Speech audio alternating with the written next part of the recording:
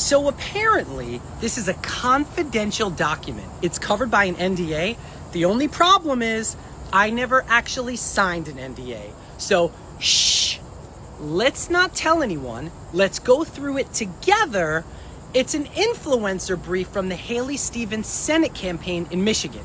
Right at the top, it says that the rate for this video is $1,500.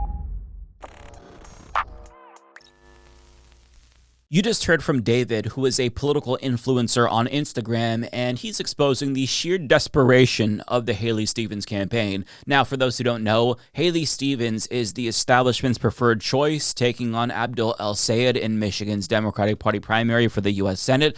And while there's quite a bit of enthusiasm for Abdul since he supports Medicare for all and opposes Palestinian genocide and wants to abolish ICE, there's almost no excitement for Haley Stevens, since she doesn't really have a policy platform at all, aside from, supporting Israel unconditionally. But ironically, her platform doesn't even mention Israel. But let me show you her platform, because this, my friends, is it. This is the totality of her platform. This is everything. like you're looking at it. This is what she's running on. And it reads like an AI-generated corporate talking point bingo card, and includes vague promises to make sure that federal funding is, quote, delivered equitably, and promises to, quote, expand access to capital, whatever that means, and, quote, advance health equity, which is nice because we're all going to have shitty health care. Just we're all going to have the same standard of shit care that we're used to in the United States. But if you're not sure how any of these vague platitudes are going to translate into actual concrete policy, let me decode her political speak for you.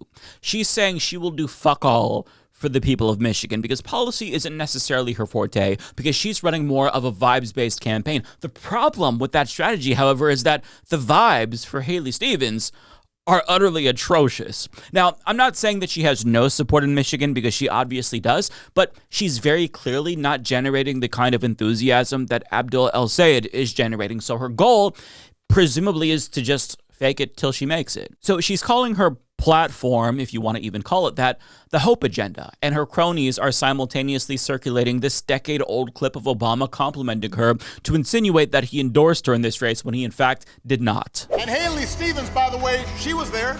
She was a critical part of my team that helped the American auto industry come roaring back. Well, if Obama loves her, then she must be great. Now, as David explained at the start of this video, her team is allegedly paying influencers $1,500 just to gas her up on Instagram or TikTok and YouTube. And per the document that David shared, you don't even have to explicitly endorse her. You just have to, quote, educate and show Michigan Democrats that Haley Stevens is leading the fight against Donald Trump and MAGA. And they want you to share an example. Now, Adelaide Weldon on Twitter found a number of Haley Stevens supporters on TikTok that are all conspicuously using the same exact talking points when it comes to housing. And one creator from Michigan in particular made a video meeting this exact criteria, where they talk about a bill that Haley Stevens introduced to hold ICE accountable, which is a really odd choice since she doesn't support abolishing ICE and even voted with Republicans to thank ICE just last year, I believe.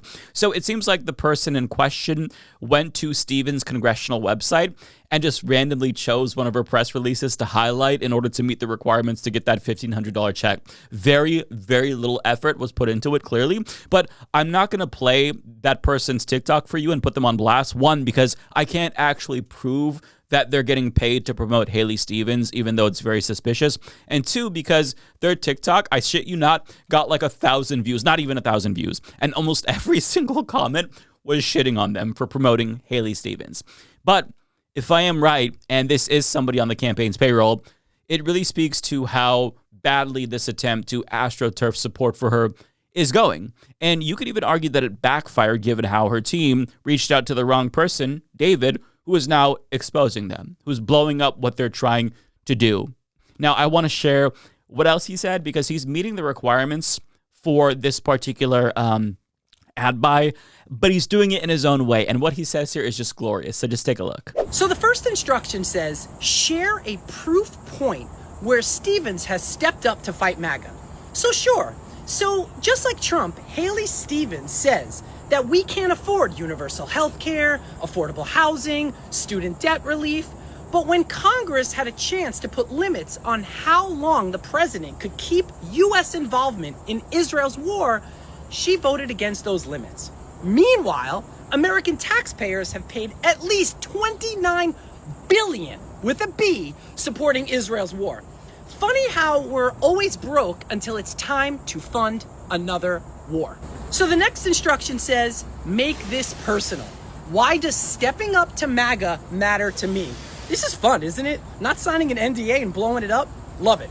So it matters to me because I believe politics should be about earning people's support, not renting it for $1,500 like Haley over here. So if you're really the fighter in this race, you shouldn't need to pay influencers to convince people. You should be able to beat Abdul on your record.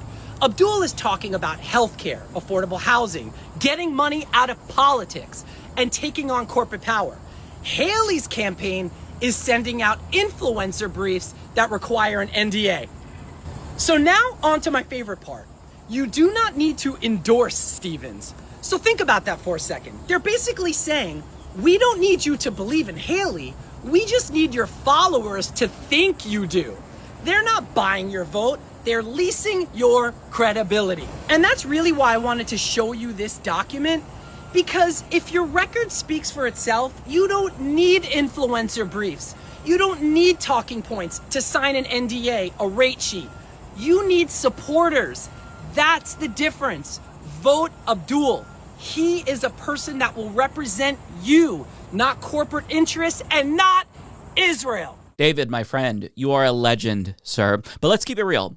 I think her team probably thought that David would be an ally because Haley Stevens is a genocidal Zionist bankrolled by AIPAC, and David is Jewish. But little did she know, David does not support Israel, and he's a staunch anti-Zionist. So great work to her team. You know, they saw a Jewish guy and were like, hey, he probably supports genocide. Let's go with him. And he was like, the fuck I do. Just brilliant work there to her people. But to be fair, you know, sometimes faking it till you make it actually does work. For example, at the start of Trump's first presidential campaign back in 2015, he was paying people $50 a pop to cheer for him. Fast forward to today, and millions of people in this country would happily line up to lick his taint for free because as pathetic as this strategy is, let's face it, Americans are very gullible. They're receptive to candidates in particular who are popular. So if you can make it seem like everybody's jumping on the bandwagon and you create FOMO, then there's a chance that you turn this fake enthusiasm into real enthusiasm, and it becomes a self-fulfilling prophecy. But I don't know if that's going to work with Haley Stevens in particular. Like, I'm not saying that she can't win, but with regard to her, she's not really running on anything.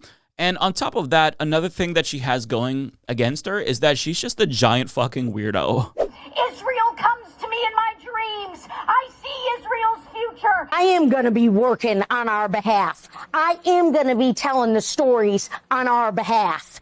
And you better believe I'm going to be doing it with a little bit of joy, a little bit of enthusiasm, a little bit of energy, and a little bit of stick it to them. Because that's the Michigan way. So as you can see, she's quite the character. She almost seems like a comedian who's playing somebody from Michigan, like doing a caricature of somebody from Michigan. Like, what the fuck even was that? Now, there's also a clip of her going around of her facial reactions during her debate with Abdul, where she straight up looks like she's just tweaking. And it reminds me of the time when I was trying to play it cool during a panic attack that I was having after I took the fattest bong rip I've ever taken in my entire fucking life. And I'd almost argue that she's endearing in an Eric Adams sort of way if it weren't for her being a gigantic genocide-supporting sociopath. But again, I don't want to give you this impression that she's cooked because she can actually win. Not necessarily because she's running a substantive campaign, but because a foreign government's lobby is spending millions of dollars to blanket the airwaves in Michigan with her face and name. And based on polling, it really could go either way. A Glenn Garif poll conducted between July 8th and 11th found that she was 7 points ahead of Abdul El-Sayed, but a Data for Progress poll conducted on July 14th had El-Sayed 13 points ahead of Stevens. So, I mean, the polling is all over the place, and it could go either way. I think it's ultimately going to come down to voters who are undecided and what they choose to do. And another factor is going to be how effective El-Sayed is going to be at getting out non-voters. Now, the good news is that El-Sayed is outraising Stevens pretty comfortably, and he's also outraising the Republican who he'll face in the general should he win the primary, which is a positive sign. And all of this money is going to help him reach more people on the ground. But as AIPAC points out, the AIPAC proxy United Democracy Project is blowing him the fuck out and spending nearly $5 million on television advertising in the next 7 days alone. And as Dan Pfeiffer points out, that's 8 times the amount that El Sayed is spending on TV ads, and there's never been anything like this in a Senate race. And let's call it what it is. This is foreign meddling. We would not be okay if Russia or China or any other country was doing this, but since it's Israel, they're our ally, it's fine. Like, we're just letting their lobby spend millions of dollars to elect a politician that is saying, I'm just going to do their bidding, don't even really have a policy platform for the people I'm supposed to represent. I'm just going to represent this foreign country. Like, that is astonishing to me. The fact that we tolerate this it's not acceptable. We should have higher standards. We'll just say that. But they're not even making the race about her support for Israel explicitly, or even Haley Stevens for that matter, because they're very clearly struggling to get voters to like her. So the question is, if you can't make an affirmative case for Stevens or for the genocide that she supports, then how do you get this type of candidate across the finish line? And the answer is, you do that by slandering her opponent, Abdul El Sayed, and making him seem like the bad guy. And here's just one of the ads that they're running from the United Democracy Project. Again, this is the AIPAC proxy. Here's what they're saying about El Sayed. Leaders of Democratic women's groups call Abdul El Sayed's attacks on Haley Stevens sexist and the same tired playbook used against women. That's what El Sayed does. El Sayed called Michelle Obama's work uninspired and ineffectual. He claimed Gretchen Whitmer was bought and sold, and an employee said they were offered payment to keep silent after witnessing El Sayed disparaging women. Let's reject Abdul El Sayed's sexist attacks. UDP's responsible for the content of this ad. So let me get this straight. He's sexist because he's criticized women. Even though he's not criticizing them for being women, he's criticizing them because he disagrees with them on certain policies. Well, he's still sexist because you can't criticize women ever. That's all it takes, I guess. Side note, if any of you criticize me for any reason whatsoever, you're homophobic. So think twice, motherfuckers, before you talk shit about me, bigots, because I will play that card. Because apparently that's what bigotry means, just criticizing somebody who's a woman or who's gay. It's amazing. But what's crazy is that even though they're very clearly reaching, you can tell that just by watching that, they're also lying. Like, they're straight up lying. Or, as the Detroit Free Press put it, they're stretching the facts. And they came to this conclusion because he specifically called Michelle Obama's campaign to end childhood obesity commendable if ineffectual, because as a doctor himself, he argued that it would make more sense to address the structural factors leading to obesity instead of individual habits. But of course, they want to make it seem like he hates the Obamas because that plays into this idea that Obama must have endorsed her for a reason, even though he did not. Now, when it comes to Gretchen Whitmer, he said that people are tired of politicians that are bought and paid for during the 2018 campaign against her, specifically after health insurance executives encouraged their employees to donate to Gretchen Whitmer. So that's why he said what he said about his political opponent. Now, with regard to the supposed hush money payment that he tried to make, they're basing it on a half-baked hit piece that doesn't actually accuse him of disparaging women. The only kernel of truth is that a former employee of his claims that he vaguely disparaged Mallory McMorrow, his former opponent, although said employee wouldn't say what he actually fucking said,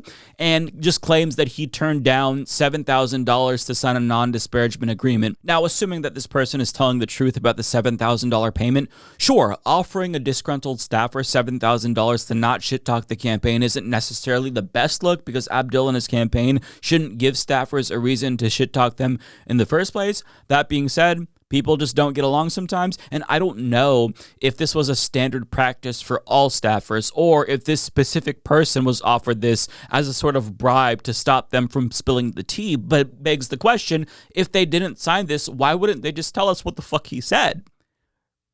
Because we don't know what he said or how he disparaged Mallory McMorrow's campaign. And I would venture to guess that what he said wasn't that bad, otherwise this person would have told us what he said, since they're not gagged. Like, they didn't sign that, so why wouldn't you just say what he said? But if I had to guess, he probably just criticized her campaign, which is a reasonable thing to do since she was his opponent and she ran a shitty campaign, hence why she dropped out.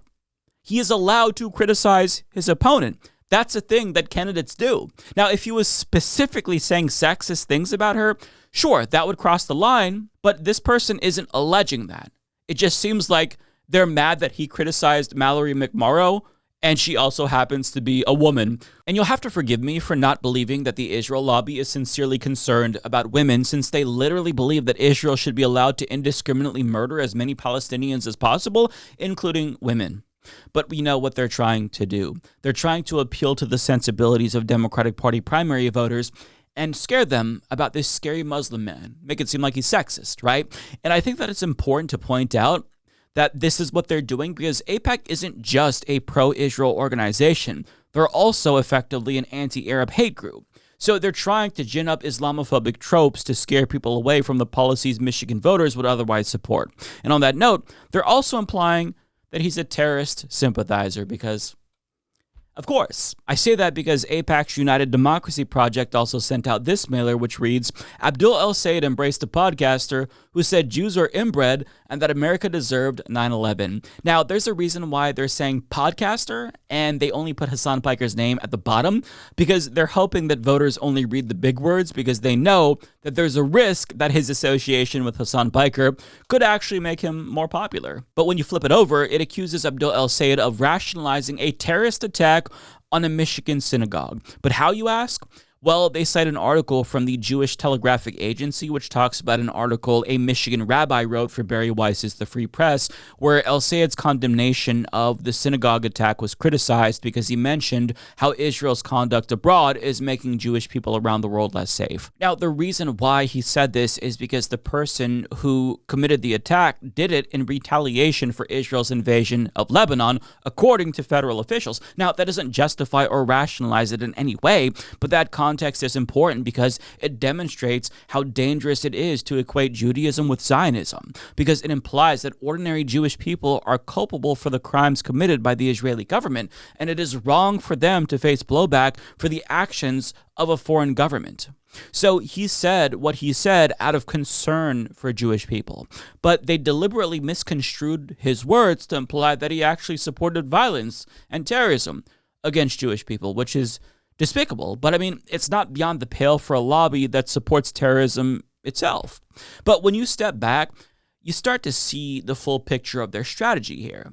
If they can't get people to like Haley Stevens, which is a tall ask, maybe they can at least get them to not like Abdul El-Sayed, who is a very affable guy. Haley Stevens is also trying to manufacture a scandal over his tax returns, and she was concerned trolling about how, hey, why is he not releasing them? Must be something there that he doesn't want us to see. But then he went and released his tax returns, and surprise, surprise, there was nothing particularly interesting about them. So I assume they're just going to go back to the default strategy of implying that he's a terrorist. And I'm calling it now. They're going to send out a mailer where they darken his beard to make him look scarier. They did the exact same thing to Mamdani, and I wouldn't be surprised if they did it again. Because the Stevens campaign and her AIPAC funders, they are playing really, really fucking dirty, and racism is not beneath them. But their disgusting behavior, it really does speak to how desperate they are, and I hope that it's not going to work. Like, it shouldn't be easy for a foreign government to buy a U.S. Senate seat, so I think that we need to make it as difficult as possible to defend our own democracy. So whatever we can do, we've got to get Abdul across the finish line.